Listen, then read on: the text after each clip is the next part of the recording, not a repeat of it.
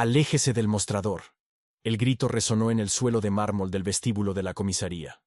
Claudio Wallace se quedó paralizado un segundo, sorprendido por la agresión repentina. Se giró lentamente, con las manos ligeramente alzadas, confundido. Dos agentes se abalanzaron hacia él, con las manos en sus fundas, los ojos fijos en su traje azul marino a medida, como si no le perteneciera. Como si él no perteneciera a ese lugar. «He dicho que se aleje del mostrador», repitió el agente. «Ponga las manos donde pueda verlas». «¿Perdón?», respondió Claudio, tranquilo pero tajante. «He venido a denunciar un robo. Han robado mi coche de mi garaje privado hace 20 minutos». El agente no se movió. «¿Cuál es su nombre?» «Claudio Wallace». «No me mienta». Claudio entrecerró los ojos. «Disculpe». El segundo agente, más alto y joven, intervino. «Está bajo sospecha. Alguien con su descripción fue visto huyendo de un robo de vehículo a 2 calles de aquí». Claudio casi se echó a reír ante lo absurdo. ¿Se refiere a mi coche? ¿El mismo que vine a denunciar como robado? Pero las esposas ya estaban fuera. El frío metal se cerró en sus muñecas antes de que sus palabras pudieran llegar a su sentido común. En ese instante, el mundo se ralentizó. Las personas en la sala de espera giraron la cabeza, algunas con compasión, otras con indiferencia, pasiva. Una mujer apretó su bolso con más fuerza, como si su mera presencia hubiera justificado su miedo desde el principio. La mente de Claudio iba a 1000, no por el pánico, sino por la incredulidad. No otra vez, no de esta manera. Mientras lo llevaban por el pasillo, los brazos a la espalda, su dignidad arrastrándose por el suelo frío, pensó en todos los discursos que había dado sobre justicia, en todos los paneles en los que había participado, en toda la financiación que había proporcionado a ese mismo departamento de policía a través de su brazo filantrópico. Ahora era solo otro hombre negro sospechoso con traje. Y a nadie le importaba quién era realmente. En la celda, Claudio se sentó en silencio, con su chaqueta doblada cuidadosamente a su lado. La celda apestaba a sudor y desesperación. Añeja. Un joven en la esquina lo observaba con desconfianza. ¿Eres abogado o algo así? Soy empresario, dijo Claudio en voz baja. Vine aquí a hacer lo correcto. El joven soltó una carcajada amarga. Piel equivocada para eso. No se equivocaba.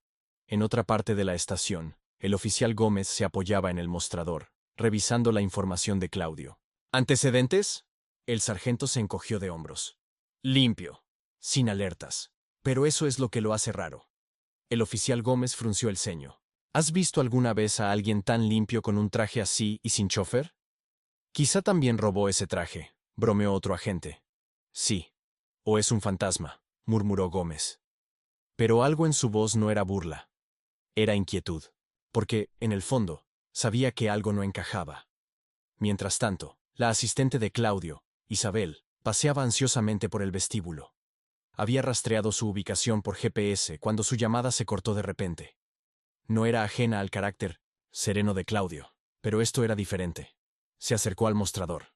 ¿Dónde está el señor Wallace? La recepcionista apenas levantó la mirada. ¿Quién? Claudio Wallace. Entró hace 30 minutos para denunciar un robo. Lo siento. No tenemos a nadie con ese nombre. Isabel sacó su móvil y abrió un artículo de prensa, titulado «Magnate tecnológico Claudio Wallace dona 10 millones al programa juvenil de la policía». Lo sostuvo frente a la cara de la recepcionista. Ahora intente otra vez. En la celda, Claudio miraba fijamente la pared de concreto, con los ojos firmes. No tenía miedo. Estaba calculando. Porque sabía, como cada vez que el racismo había intentado borrarlo, que habría un ajuste de cuentas. Y no sería en silencio. No esta vez. 24 horas antes. La residencia Wallace se alzaba por encima del horizonte de la ciudad. Una maravilla arquitectónica de vidrio y elegancia. Desde la vista panorámica del piso 32, se podía ver la ciudad extenderse infinitamente bajo las nubes. Era el tipo de hogar que susurraba legado, no solo riqueza. Claudio estaba junto a la ventana, bebiendo su espresso matutino, con su bata, a medida planchada como si estuviera listo para una reunión de negocios. Se había retirado hacía 2 años, pero su disciplina no lo había hecho, ni tampoco su misión. Su primera reunión es en 30 minutos, dijo Isabel. entrando a la habitación con una tableta digital en la mano. Bien, respondió él. Recuérdame revisar el nuevo prototipo del sistema de seguridad antes de la llamada con el consejo. Isabel asintió. Había estado a su lado durante 11 años, no solo como asistente, sino como estratega de confianza. Había visto las batallas que había librado, el racismo sutil en las salas de juntas, las puñaladas corporativas envueltas en sonrisas educadas. También recibí un mensaje del capitán Herrera. Quiere invitarlo a la gala de reforma juvenil. Claudio sonrió con ironía. Ah, el mismo capitán Herrera, que una vez se negó a darme la mano cuando financié su academia de entrenamiento. Isabel le devolvió la sonrisa. Política, sonríen cuando las cámaras parpadean. La expresión de Claudio se volvió pensativa. Por eso ya no solo escribimos cheques. Construimos plataformas, educamos, exponemos. Esa era la esencia de quien era ahora. Después de 3 décadas construyendo una de las empresas de ciberseguridad más grandes del mundo, Claudio Wallace se había convertido en una fuerza de transformación, usando su riqueza no solo para vivir bien, sino para luchar bien. Más tarde ese día, Claudio asistió a una reunión comunitaria en una incubadora tecnológica local que él había financiado personalmente. Jóvenes emprendedores afrodescendientes llenaban el lugar, presentando ideas, recibiendo mentoría y construyendo futuros que les habían dicho que no merecían. No solo pertenecen aquí, dijo Claudio durante su discurso principal. Este espacio les pertenece. Sus ideas no son caridad, son capital. Nunca dejen que nadie los reduzca a potencial, ustedes son poder. La audiencia estalló en aplausos, pero debajo del reconocimiento, Claudio cargaba una verdad pesada, sabía que fuera de esas paredes. La sociedad seguía viéndolo primero como negro, luego quizá como hombre, y solo al final, si acaso, como millonario. Esa noche, tras asistir a una cena privada con otros líderes filantrópicos, Claudio regresó a casa. Pero al entrar en su garaje, algo no estaba bien. Su preciado Tesla, hecho a medida, a prueba de balas, con cerradura biométrica, había desaparecido. Las cámaras de seguridad no mostraban nada. Una violación silenciosa. Un golpe profesional. No estaba solo enojado. Estaba insultado. Alguien había osado violar su espacio. Inmediatamente llamó a la comisaría local. Iré personalmente, dijo. Quiero que esto se maneje directamente. Isabel frunció el ceño. Señor, puedo presentar el informe en línea, o podemos llamar a su enlace en la oficina del comisario. Pero Claudio negó con la cabeza. No. Quiero que me vean. Quiero que escuchen esto de mi boca. Quiero que entiendan quién soy y lo que representa ese coche. No es solo un robo. Es un mensaje. Y yo no soy de los que se quedan en silencio. Isabel asintió. Conocía ese tono. No era orgullo. Era estrategia. Mientras tanto, el oficial Daniel Gómez, quien más tarde pondría las esposas a Claudio, estaba esa noche en la sala de descanso, desahogándose sobre las recientes transferencias. Están presionándonos por el tema del perfilamiento, le decía a su compañero. Pero, ¿cómo diablos se supone que sepamos quién es legítimo hoy en día? Su compañero se encogió de hombros. Ya sabes cómo es. Si alguien parece sospechoso, actuamos. Mejor reaccionar de más que llegar tarde. Gómez rodó los ojos. Claro, hasta que esposas al tipo equivocado y terminas en las noticias. Palabras que lo perseguirían más pronto de lo que imaginaba. De regreso en casa de Claudio, abrió sus archivos seguros. Revisó las grabaciones de vigilancia otra vez, esta vez usando el software forense avanzado de su propia empresa. Alguien ha evadido múltiples niveles de cifrado, dijo en voz alta. No fue un aficionado. Entonces se detuvo. Sus ojos se entrecerraron. Ahí estaba. Un solo fotograma. Una figura borrosa. Pero el algoritmo confirmó la identidad con un 91% de probabilidad. La mandíbula de Claudio se tensó. Reconoció al hombre. Y ese hombre no era un desconocido para el departamento de policía. Esto no fue solo un robo, murmuró Claudio. Fue un trabajo interno. La decisión estaba tomada. Iría a la comisaría a primera hora de la mañana. Y no iría solo a presentar un informe. Iba a entrar a ese lugar con pruebas, a exponer la brecha y a obligarlos a enfrentar lo que se negaban a ver. Que la corrupción no siempre lleva capucha, a veces lleva placa. Claudio se sentó en silencio en la celda, con la espalda recta, los ojos fijos en la luz fluorescente parpadeante del techo. Su camisa a medida estaba ahora un poco arrugada, su reloj había sido confiscado, su nombre reducido a una entrada, en una hoja de registro. Una vida entera de dignidad, despojada en segundos. El joven oficial que lo había arrestado, Daniel Gómez, pasó frente a la ventana de la celda y se detuvo un momento. Miró a Claudio, como si algo en su actitud tranquila no encajara con las suposiciones que habían hecho antes. Pero en lugar de cuestionarse a sí mismo, se giró rápidamente, temeroso de admitir que quizás había cometido un error. Dentro de la estación, Isabel estaba en pie de guerra. Se plantó frente al sargento del mostrador, con el teléfono alzado en el aire. ¿Está diciendo que no hay registro del señor Claudio Wallace aquí? Ya le dije, nadie con ese nombre ha sido procesado hoy, respondió el sargento, desinteresado. Entonces explíqueme esto, espetó ella, tocando la pantalla de su teléfono. Se reprodujo un video. Claudio Wallace pronunciando un discurso principal apenas 2 noches atrás en la Conferencia Nacional de Reforma de Justicia, flanqueado por funcionarios policiales que ahora no aparecían por ningún lado. El sargento vaciló. «Déjeme revisar algo», murmuró, desapareciendo en la parte trasera. En la celda, los pensamientos de Claudio corrían a toda velocidad, no con miedo, sino con estrategia.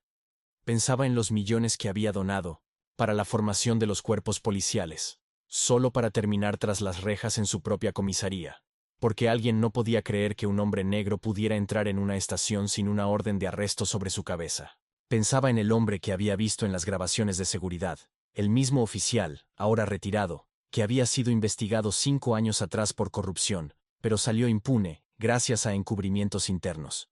Esto no era solo un coche robado, era personal. De repente, la puerta de la celda se abrió. 2 agentes entraron. De pie. Claudio se levantó con calma. «Será trasladado a una sala de interrogatorio». «¿Todavía sin explicación?», preguntó. Sin respuesta, solo un agarre firme en su brazo mientras lo escoltaban por el pasillo. En la sala de interrogatorio entró el capitán Suárez, un oficial de mayor edad con ojos fríos y una voz que transmitía superioridad más que autoridad. «Ha sido identificado como sospechoso en una investigación activa». Claudio alzó una ceja. «Una investigación que intenté iniciar yo mismo, irónicamente». Suárez ignoró la indirecta. «Hasta que aclaremos las cosas, permanecerá detenido para más interrogatorios». «Están cometiendo un error», dijo Claudio con serenidad. «Y cuando esto termine, recordará este día por el resto de su carrera». Suárez sonrió con desdén. «Las amenazas no le servirán aquí». «No son amenazas, son hechos». Claudio se inclinó hacia adelante. «Está hablando con el hombre que ha donado $12 millones a su departamento en los últimos 3 años, el hombre cuyo nombre está grabado en la puerta principal de su centro juvenil». Suárez parpadeó, pero no respondió. En cambio, se levantó y salió, dejando a Claudio otra vez en silencio. Fuera de la sala, la tensión comenzaba a extenderse por el departamento. El sargento que había desestimado a Isabel anteriormente, ahora estaba junto al teniente Morales, susurrando con nerviosismo. «Creo que cometimos un error». Morales frunció el ceño. «¿Crees? El hombre es una figura nacional. Su cara está en 3 revistas tecnológicas este mes. ¿Qué demonios estaban pensando?» Gómez dijo que coincidía con la descripción de un sospechoso. Eso es todo. «¿Gómez?», espetó Morales. «¿Dónde está él?» En la esquina, el oficial Gómez estaba paralizado, ahora mirando el expediente de Claudio en el monitor, dándose cuenta por primera vez de a quién había esposado. Se le secó la boca. Recordó sus palabras de antes. Mejor reaccionar de más que llegar tarde. Ahora, había llegado demasiado tarde. Mientras tanto, Isabel avanzaba por el pasillo trasero, escoltada ahora por el propio teniente Morales. Estaba furiosa. «Esto no fue solo un malentendido racial», dijo. «Fue perfilamiento, arrogancia institucional y prejuicio ciego. Lo estamos manejando internamente». «No, teniente», lo interrumpió. «Ustedes no tienen derecho a manejar esto en silencio, no esta vez». Morales tragó saliva. Sabía que tenía razón. Dentro de la sala de interrogatorio, Claudio finalmente recibió una visita. Un suave golpe en la puerta. La nueva figura que entró no llevaba uniforme, Era la comisaria Albornoz, la funcionaria de más alto rango del departamento. Parecía visiblemente afectada. Señor Wallace, comenzó con voz insegura. Yo acabo de enterarme. Claudio no se levantó, no sonrió. Simplemente la miró y dijo: han construido un departamento basado en números, procedimientos y miedo, pero no en personas. Hoy obtuvieron exactamente lo que construyeron. Albornoz guardó silencio. Sabía que esto no había terminado. Esto era solo el comienzo. El ciclo de noticias había pasado de la especulación a la indignación. Para cuando Claudio Wallace salió de la comisaría y se enfrentó a las luces cegadoras de las cámaras y los reporteros, ya no era solo un magnate tecnológico, era un símbolo. Micrófonos lo rodeaban. Las preguntas volaban desde todas las direcciones. Señor Wallace, presentará una demanda. ¿Cree que fue un acto racista? ¿Cuál es su mensaje para el departamento de policía? Pero Claudio no vaciló. Simplemente alzó la voz, calmada y controlada, pero cortante como una cuchilla. Vine aquí a denunciar un delito. En cambio me convirtieron en sospechoso, por una sola razón, porque soy un hombre negro en España, con un traje que vale más de lo que creen que merezco. Hizo una pausa. Y eso termina hoy. En toda la ciudad, las repercusiones fueron inmediatas. La oficina del alcalde emitió una declaración pública de profundo pesar, prometiendo una revisión interna. Pero Claudio ya iba 2 pasos adelante. Convocó una rueda de prensa a la mañana siguiente, no solo para hablar, sino para actuar.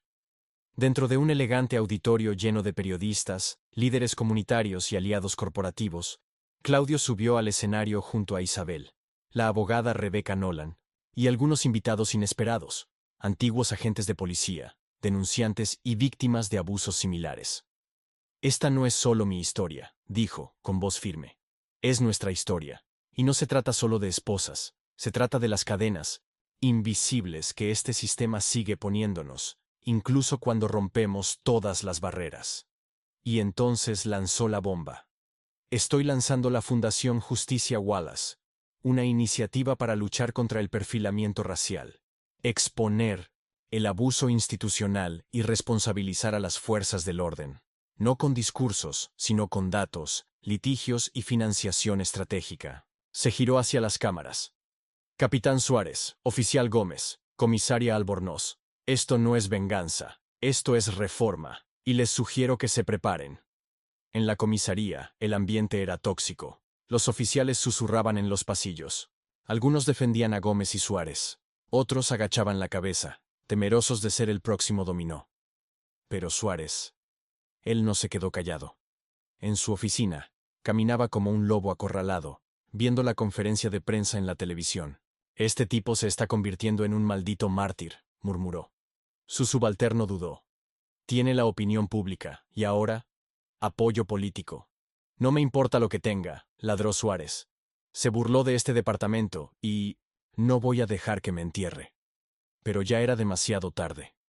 La comisaria Albornoz, bajo presión tanto del gobernador como de grupos nacionales de defensa de los derechos, anunció una auditoría de emergencia sobre todos los procedimientos relacionados con el caso Wallace. Los resultados fueron demoledores. Claudio había sido procesado sin una denuncia firmada, sin cargos oficiales, sin documentación adecuada.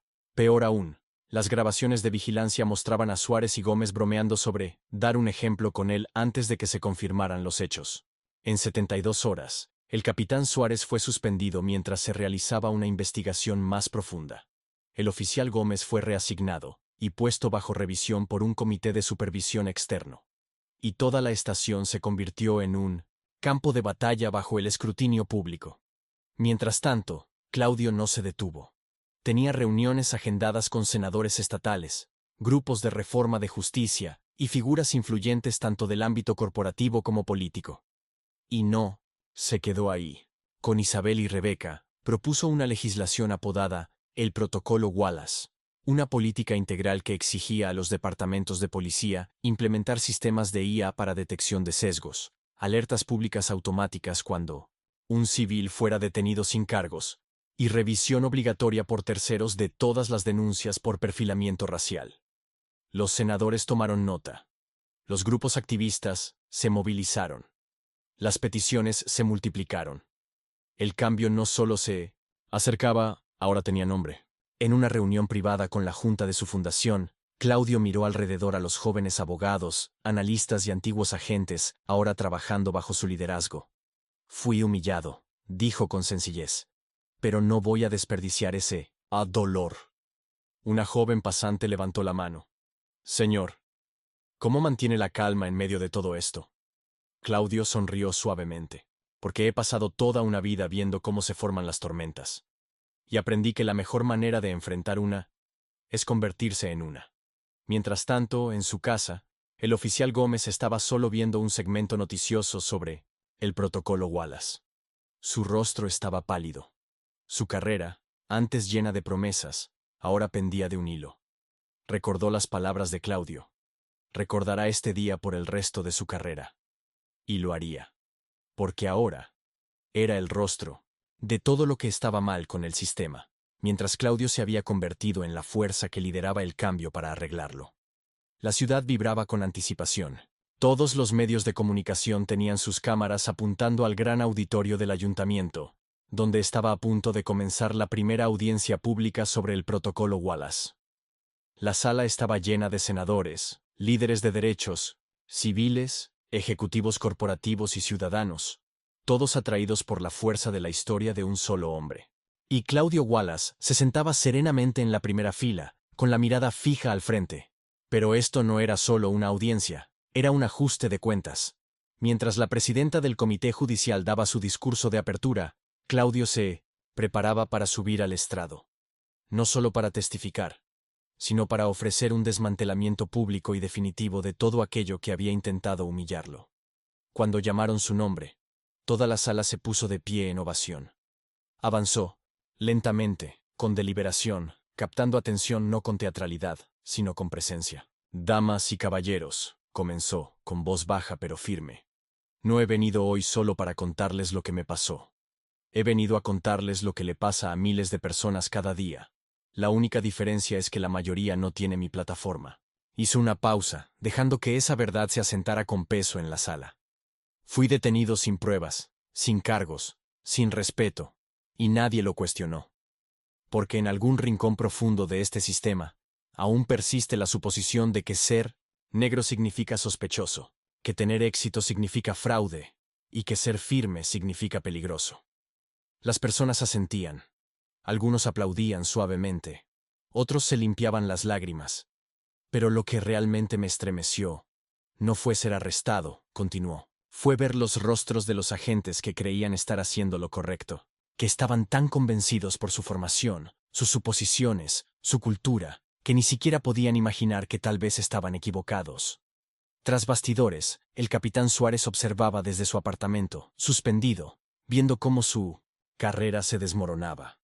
Y en una cruel ironía, una de las miembros legales de la Fundación Wallace, una joven afrodescendiente llamada Nadine, a quien Suárez una vez había calificado como no apta durante un recorrido en patrulla años atrás, era ahora quien leía oficialmente los hallazgos de mala conducta en su contra.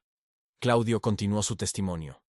No quiero venganza, quiero responsabilidad, quiero nuevos sistemas, nueva supervisión, nueva rendición de cuentas, y quiero que cada niño y niña negro que vea esto, sepa que no tenemos que suplicar por dignidad, ya la poseemos. Un aplauso atronador llenó la sala. Pero Claudio levantó suavemente la mano, pidiendo silencio. Luego, con un tono tranquilo, dio el golpe final. Acabo de firmar un acuerdo con 3 de los mayores bufetes de abogados del país para formar la coalición Justicia Wallace, que proporcionará defensa legal gratuita a víctimas de perfilamiento racial, financiará juntas de supervisión comunitarias y desplegará tecnología de IA para detección de sesgos en cada departamento participante a nivel nacional. Se retiró del micrófono, y toda la sala volvió a levantarse. Esta vez, no solo por un hombre, sino por un movimiento. En los días siguientes, las repercusiones fueron históricas. El protocolo Wallace fue aprobado por unanimidad en 1980, el comité y acelerado hacia el Senado estatal. Otros 4 precintos se unieron voluntariamente a la iniciativa de reforma de sesgos, temiendo la presión pública. El nombre de Claudio se volvió tendencia mundial. No como víctima, sino como pionero de una nueva era de derechos civiles. Pero el momento más inesperado llegó una semana después. Claudio recibió una carta, escrita a mano. Del oficial, Daniel Gómez. Decía: Señor Wallace, no espero su perdón, y sé que no lo merezco. Pero vi su discurso, y por primera vez, me vi a mí mismo en el espejo que usted sostuvo frente a este sistema. He solicitado transferirme a la División de Reforma Comunitaria, y me inscribiré en un entrenamiento de sesgos raciales, voluntariamente. Gracias por obligarme a ver la verdad. Daniel Gómez. Claudio la leyó despacio. No sonrió. No perdonó. Pero respetó el cambio, porque ese era el cambio por el que luchaba. Esa noche, mientras Claudio caminaba por el balcón de su ático, las luces de la ciudad brillaban abajo, e Isabel se acercó con una copa de vino. ¿Te das cuenta de que acabas de cambiar el sistema legal del país?, dijo ella. Claudio miró hacia el horizonte. Todavía no. Ella alzó una ceja. ¿No estás satisfecho?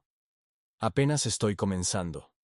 Tomó un sorbo de vino y añadió suavemente: La justicia no viene con discursos. Viene con presión. Presión constante, implacable. Isabel asintió. Entonces sigamos presionando. 2 meses después, la sede de la coalición Justicia Wallace estaba finalmente abierta. Un imponente edificio de cristal en el corazón de la ciudad, lleno de equipos legales, especialistas en alcance comunitario, analistas de datos y trabajadores sociales. Todo. El primer piso se llamaba el Laboratorio de Reforma, donde los datos sobre sesgos policiales se analizaban en tiempo real y se transformaban en legislación aplicable. Claudio recorría los pasillos tranquilamente esa mañana, observando cómo jóvenes profesionales, afrodescendientes, lideraban discusiones con senadores, redactaban proyectos de ley de reforma y organizaban programas de formación comunitaria. Ya no era solo una fundación, era un movimiento, vivo, respirando, creciendo. Afuera, un grupo de estudiantes de secundaria visitaba en una excursión escolar. Un chico, de apenas 15 años, miraba asombrado un mural en el vestíbulo. Una imagen pintada de Claudio Wallace de pie frente al juzgado, esposado, pero con la cabeza en alto, los ojos llenos de resistencia. El mural se titulaba El Losiem, día que el sistema encontró a su igual. El chico se volvió hacia su profesor. ¿De verdad es millonario? El profesor sonrió. Sí. Pero más importante aún, es un líder. Esa tarde, Claudio sostuvo una reunión privada con líderes de startups propiedad de minorías, asesorándolos no solo en negocios, sino en cómo navegar el poder con integridad. No luchen por un asiento en su mesa, les dijo. Construyan su propia mesa y asegúrense de que sea lo suficientemente grande como para que otros también puedan comer. Sus palabras resonaron. Porque ahora, la gente lo escuchaba de otra manera. No solo por respeto, sino por reconocimiento. El hombre que una vez fue reducido a un sospechoso por un uniforme, ahora era el arquitecto de un despertar institucional. Mientras tanto, en la Academia de Policía, se estaba impartiendo un nuevo curso, Reconocimiento Obligatorio de Sesgos y Historia de los Derechos Civiles, construido enteramente con materiales proporcionados por la coalición Wallace. Y, el instructor, nada menos que el oficial Daniel Gómez, ahora totalmente transferido, humilde y decidido a reconstruir su propósito de la manera correcta. Durante su primera clase, se paró frente a una sala llena de cadetes y dijo: Cometí un error, uno que cambió mi vida. Me entrenaron para ver la amenaza antes que la humanidad. Pero ese día, Claudio Wallace me enseñó que la justicia no comienza con una placa, comienza con conciencia. Hizo una pausa, y luego añadió: Y ahora, es nuestro deber hacerlo mejor. Los cadetes asintieron en silencio. Porque el mensaje era innegable. Esa misma semana, Isabel se unió a Claudio en un evento universitario donde él recibiría un doctorado honorario en reforma de justicia y defensa de los derechos humanos. Mientras la audiencia aplaudía, Claudio subió al escenario, mayor y más sabio, con una voz más suave pero más profunda que nunca. Nunca pedí ser un símbolo, comenzó. Solo quería denunciar un coche robado. Pero lo que robaron ese día no fue un vehículo, fue un momento de dignidad. Y ese robo fue mucho más valioso. Escaneó al público con la mirada. Pero recuperé ese momento, no con rabia, sino con determinación, no con venganza, sino con visión. Los aplausos fueron atronadores. Luego miró directamente a la generación más joven en el público. El cambio no empieza cuando tienes poder. Empieza cuando te das cuenta de que siempre lo has tenido, y decides usarlo. Cuando terminó la ceremonia, Claudio salió discretamente. La ciudad se veía igual, pero él ya no era el mismo hombre.